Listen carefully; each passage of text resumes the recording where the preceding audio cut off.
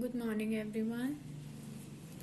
कल हमने important topic एक किया था जिसका नाम था Poynting theorem and Poynting vector. आज हम मोस्ट इम्पॉर्टेंट टॉपिक करने वाले हैं जिसका नाम है बाउंड्री कंडीशंस। हमारे पास टोटल 4 बाउंड्री कंडीशंस हैं, 4 में से 2 पेपर में पक्का आ जाती हैं। We have 4 boundary conditions. First boundary conditions 2 करके करवाऊंगी। आज 2 बाउंड्री कंडीशंस करवा देती हूँ, कल 2 बाउंड्री कंडीशंस करवा दूंगी। ओके, तो आप और मैं ये चाहती हूँ, आई वॉन्ट इट कि आप लोग उसे अच्छे से प्रिपेयर कर लें। आप उसे रिटर्न में भी करके देख लें ताकि आप उसको अच्छे से रिमाइंड कर सकें। Return practice makes a man perfect. तो जितनी प्रैक्टिस करोगे उतना बेटर है। तो first boundary condition is boundary condition for B vector. Okay, boundary condition for B vector. हमने क्या किया, हमने एक स्मॉल पिल बॉक्स कंसीडर कर लिया है। We have consider a small pill box across a boundary XY। ठीक है, और इसके सर्फेसेस हैं S1, S2, S3, S4। This is medium 1, this is medium 2, और ये हमारे पास हाइट है डेल्टा H। ठीक है, तो ये N1 कैप, ये B1 वेक्टर। ठीक है, ये एंगल बना रहा है θ1। N1 cap is the normal component, ऐसे ही N2 cap is the normal component B2 vector के साथ, जो कि मैग्नेटिक इंडक्शन है, θ2 एंगल बना रहा है। Okay, this is our diagram. I am repeating it. Consider a small pill box. इसे हमने एक स्मॉल पिल बॉक्स मान लिया across the boundary XY along the surface area S having S1, S2, S3 and S4 surfaces. Let delta H be the height of this pill box. B1 be the magnetic induction in medium 1 and B2 be the magnetic induction in medium 2. From Maxwell's divergence equation, B vector के लिए Maxwell divergence equation क्या होती है magnetic induction के लिए? Del dot B vector is equal to 0। ये होती है हमारे पास मैग्नेटिक इंडक्शन मैक्सवेल्स इक्वेशन की। ठीक है ना। नाउ अप्लाइंग सीधा हम इसका वॉल्यूम इंटीग्रल लेते हैं। ठीक है, अप्लाइंग वॉल्यूम इंटीग्रल और डाइवर्जेंस थ्योरम, तो ये वॉल्यूम इंटीग्रल ले लिया हमने। ठीक है, अब हमें पता है volume integral changes into the surface integral according to Gauss divergence theorem. तो ये किस में चेंज हो जाएगा? सरफेस इंटीग्रल में। ठीक है, according to Gauss divergence theorem.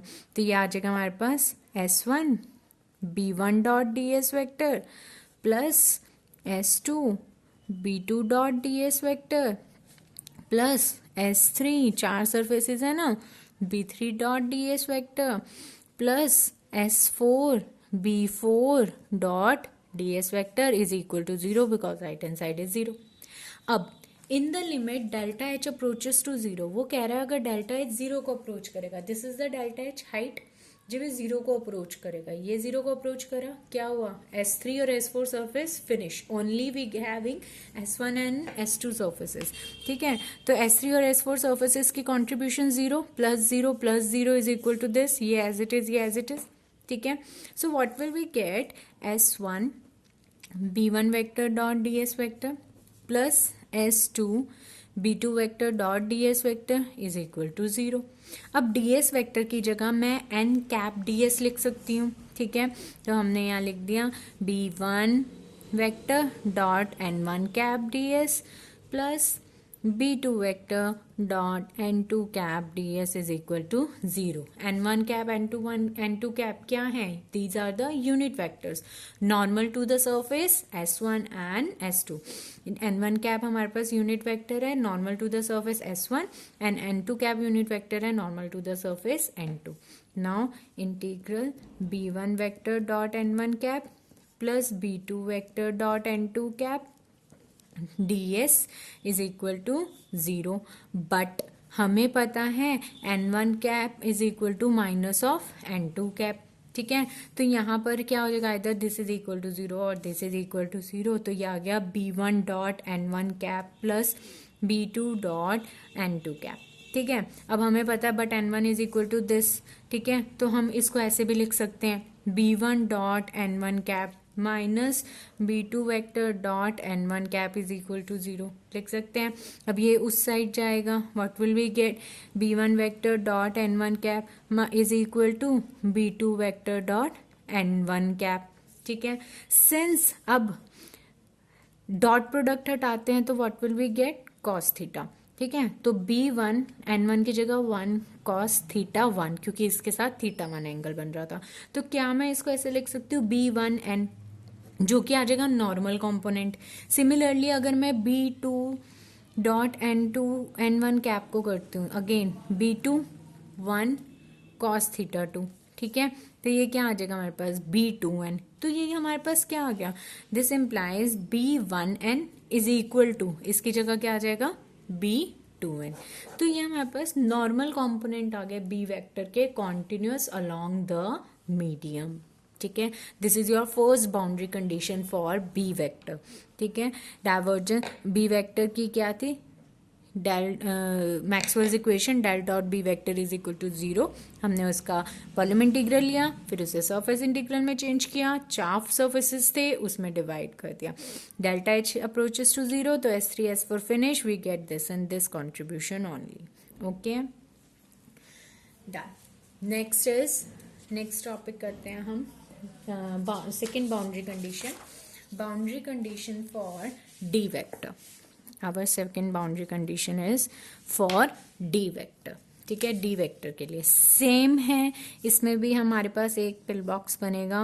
We have a small pill box across a boundary XY having surfaces S1, S2, S3, S4. This is medium 1. This is medium 2. Height is delta H. This is for boundary condition for D vector and D vector stands for electric displacement.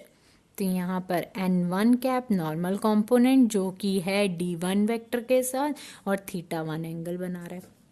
Similarly n2 cap जो कि है d2 vector के साथ जो कि theta 2 angle बना रहा है. क्लियर है. नाउ मैंने आपको सारा डायग्राम बता दिया, बना भी दिया और समझ भी आ गया होगा. Let me repeat. Consider a small pill box across this boundary XY having surface area S, having S1, S2, S3 and S4. Let D1 vector be the electric displacement in medium 1 and D2 vector be the electric displacement in medium 2. Now अब हमें D के लिए equation लिखनी है. अब Maxwell's की D के लिए इक्वेशन क्या है? Del dot D vector is equal to rho by epsilon naught. ठीक है. This is the Maxwell's equation for electric displacement. Now taking volume integral on both sides. तो यहाँ पे भी वॉल्यूम इंटीग्रल, यहाँ पे भी वॉल्यूम इंटीग्रल ले लिया मैंने. ठीक है. Now volume integral changes into the surface integral. ठीक है. तो हमारे पास volume integral according to Gauss divergence theorem changes into the surface integral. Okay, therefore ये हमारी इक्वेशन नंबर 1 थी. तो क्या बन जाएगी? surface integral d vector dot ds vector is equal to 1 by epsilon naught bar constant ले लेते हैं, integral v rho dv. Okay.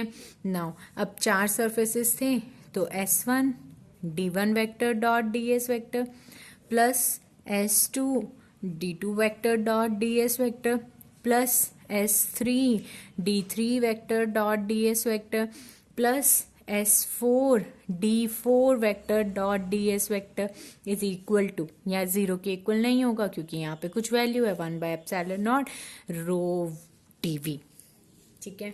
Clear है यहाँ तक? आई होप यहाँ तक सबको क्लियर है. सेम है पिछले की तरह, बस इक्वेशन चेंज हो गई है. वो बी की थी, ये डी की है. वहाँ राइट हैंड साइड 0 थी, यहाँ राइट हैंड साइड में कुछ है. ठीक है. Again in the limit delta h approaches to 0. जब डेल्टा एच 0 को अप्रोच करेगा तो क्या होगा? S3 एंड S4 सरफेस की कोई कंट्रीब्यूशन नहीं रहेगी. सिर्फ हमें कंट्रीब्यूशन कहाँ से मिल रही है? S1 और S2 से. और वॉल्यूम चार्ज डेंसिटी यूज होएगी यहाँ पे रो. डेंसिटी यूज हो रही है ना जो हमारी, है ना, volume density of charges change into the surface charge density, क्योंकि volume integral changes into the surface integral. ठीक है, तो S3 और S4 की कॉन्ट्रीब्यूशन तो हमारे पास क्या आ गई, 0। तो what will be gate, S1 D1, मैं इसमें ds वेक्टर की जगह साथ में ही लगा रही हूँ n कैप ds, ठीक है, plus S2 D2 vector dot N2 cap ds। ठीक है, एक स्टेप मिस किया मैंने, सिर्फ क्या किया, ये प्लस 0 इज इक्वल टू जो आएगा हमारे पास क्या हो जाएगा, वो सरफेस इंटीग्रल में चेंज हो जाएगा sigma dA। This is our equation number 2, जहाँ पे n1 और n2 कैप हमारे पास क्या है, यूनिट वेक्टर्स हैं। n1 कैप यूनिट वेक्टर है normal to the surface S1, n2 cap unit vector है normal to the surface S2। Now जैसे जैसे डेल्टा H 0 को अप्रोच करेगा तो जो एरिया है, सरफेस एरिया है S1 एंड S2 का, वो A को अप्रोच करेगा। ठीक है, तो therefore equation 2 reduces to, equation 2 को हम ऐसे लिख सकते हैं, D1 vector dot N1 cap plus D2 vector dot N2 cap A is equal to sigma A. जब डेल्टा H 0 को अप्रोच कर रहा है तो इनके जो सर्फेसेज हैं वो A को अप्रोच कर रहे हैं, A से A cancel, what will get, this is equal to sigma. But अब हमें वो बात पता है, N1 cap is equal to minus of N2 cap, therefore ये हमारे पास क्या आ जाएगा, D1 vector dot N1 cap minus D2 vector dot N1 cap is equal to sigma. और जैसे हमने उसमें किया था, डॉट हटाएंगे, cos थीटा 1 cos थीटा 2 और N1 N2 की वैल्यू 1, नॉर्मल कंपोनेंट है, तो ये हमारे पास आ जाएगा D1n minus D2n is equal to sigma. ठीक है, हेंस जो नॉर्मल कंपोनेंट आ रहा है इलेक्ट्रिक डिस्प्लेसमेंट का इज नॉट कॉन्टिन्यूस, वो कॉन्टिन्यूस था। क्यों कॉन्टिन्यूस था वो, क्योंकि वो 0 आ रहा था, दोनों इक्वल आ रहे थे हमारे पास। ठीक है, तो वो कॉन्टिन्यूस थे नॉर्मल कंपोनेंट। ये वाले नॉर्मल कंपोनेंट हमारे कॉन्टिन्यूस नहीं है, चेंज कर रहे हैं by an amount equal to the free surface charge density और एट द इंटरफेस।